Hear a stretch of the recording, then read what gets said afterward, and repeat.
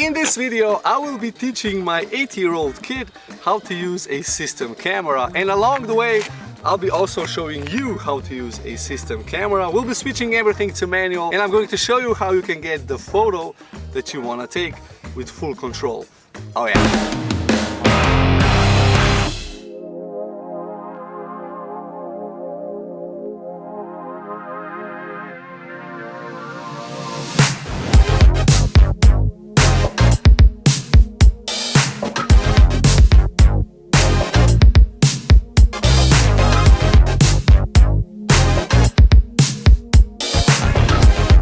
Okay, now the camera Alex will be using today is a Lumix G85 Micro Four Thirds with the kit lens 12 to 60 millimeters. Now this is a really cool starting camera. Actually, this was my first camera that I got, and it's still working, and you can get some really decent photographs with this. I mean, I sold a few photographs shot with this camera right here, and it's a beginner under €800 camera. Okay, so for this example, we'll be photographing that dog over there. So first of all, I'll be switching my camera to manual. So this way I have full control over the camera. I'm gonna turn it on, and well, right from the start I see that it's a dark image. I have to make sure that I don't have any lens caps on, so it's not on. But this means that there is not enough light coming through the lens hitting the sensor to make a bright enough exposure. Now every camera works the same way. You have three things that you control: how much light is coming through the lens, how long the light is hitting the sensor, which is this guy over here, and how sensitive the sensor is to light. So with all three things you control how bright or how dark the image is, but each individual parameter, so your aperture, your shutter speed, and the sensitivity, which is called ISO, well, they all control another aspect of the photograph. So let's start first with aperture. Now typically the aperture dial is this front dial over here, and it controls that F number. So the higher the number, the more you're closing down the hole in the lens, this way stopping the light from coming through, making the image darker, but also sharper, because the smaller the opening, the more focused beam of light is traveling through the lens onto the sensor, and this way you get, well, a lot of things in focus and sharp, everything from the foreground to the subject to the background. But if you open up the aperture, in other words lower the f-stop number, well, then you get a more blurry shot like this. You can see that the background is blurry and the focus is on me.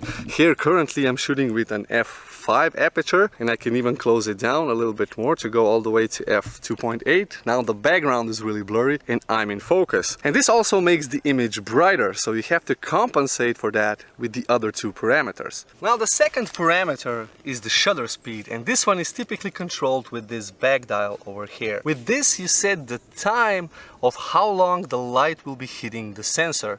More time, the more light will be accumulated within the sensor, and the brighter the image is going to be. But if the shutter time is too long, or in other words shutter speed is too slow because it's a slow exposure process, let's say 1 second, well, then any teeny tiny shake of the camera is going to produce motion blur. Now you can use this to your advantage if you want to show the motion of the subject, like I was teaching Alex over here, where in one photo I'm walking past the camera and I'm sharp, but then the other photo, which has a slower shutter speed, it makes me look blurry even though everything else is sharp. And then finally we come to the ISO. The ISO is found on the back of the camera, typically as a button, and then you press it and then switch it to whichever value you want. But the idea is to keep it as low as possible, because high sensitivity on the sensor means on one hand the image will be brighter, but on the other hand it's going to be noisy and grainy, and it's just not going to look as good. So again, the idea is to keep it as low as possible to get the shot.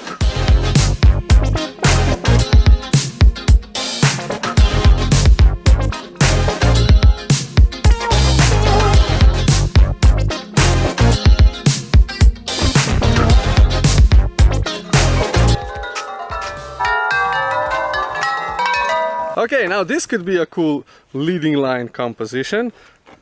Are you gonna take a photo of me? Yeah. Okay, let's go. Okay, I think you have to stand somewhere here, and I will stand somewhere here. Okay, you can see the leading lines going towards Alex.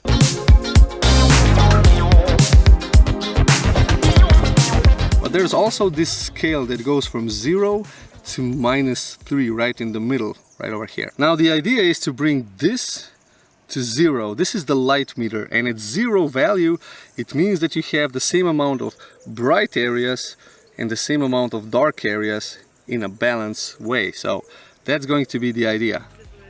Okay, somewhere here. Oh, this is gonna be tricky.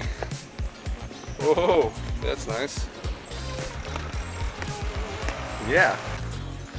Ah, this could be a cool composition. Okay, I suggest you crouch down, you know, and photograph these foreground elements and then all the way back.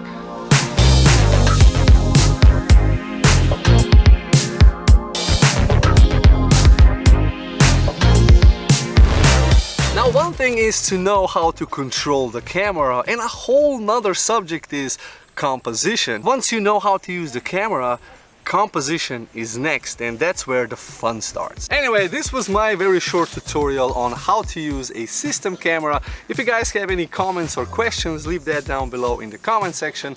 Also, consider subscribing to the channel and hit the like button for the video. It really helps, and if you want to stay on the channel, watch this video over here. Thanks, Alex, for helping me make this video. You're welcome. Ah, I got stung by a bee. It's not much to show, but it hurts. Right here.